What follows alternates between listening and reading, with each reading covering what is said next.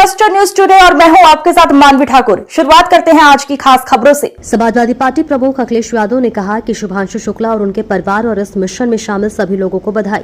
हम सभी भारतीयों को उन पर गर्व है, लेकिन सरकार एसआईआर पर वह जवाब क्यों नहीं दे पा रही है जो विपक्ष को मिलना चाहिए। हमें लगता है कि शायद अब सरकार नक्षत्र देखकर ही एसआईआर पर बात करेगी।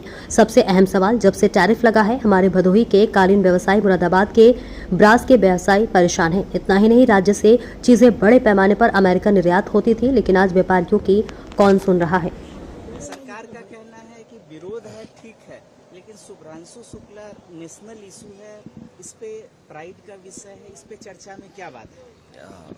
शुभांशु शुक्ला पर और उनके परिवार पर और इस मिशन में जितने लोग शामिल रहे हैं उन सबको बधाई, और हम सबको भारतवासियों को गर्व है।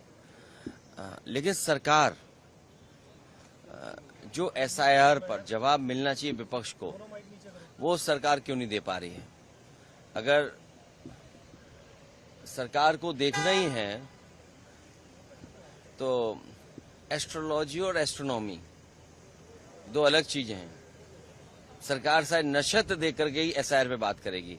हमें उम्मीद है कि अब कई साइंटिस्ट एक्सपर्ट उनके पास होंगे, उनसे राय मशवरा लेकर के शायद नक्षत्रों को देख करके जल्दी बहस शुरू कराएंगे। और उससे भी महत्वपूर्ण सवाल, जब से टैरिफ लगा है हमारे भदोही के कारपेट से जुड़े हुए सभी कारोबारी संकट में हैं।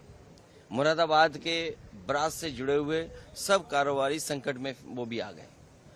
यही नहीं, प्रदेश में बड़े पैमाने पर चीजें एक्सपोर्ट होती थी अमेरिका। आज व्यापारियों की कौन सुन रहा है, उनकी मदद करने के लिए कौन आ रहा है।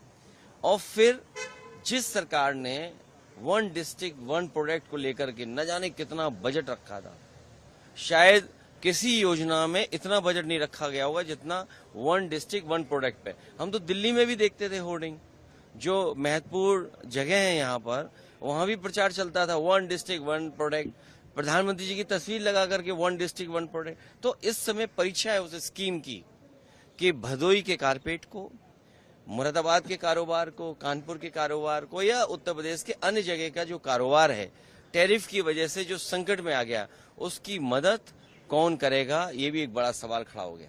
एनडीए ने राधा कृष्णन जी को अपना उम्मीदवार उपराष्ट्रपति पद का बनाया है। आप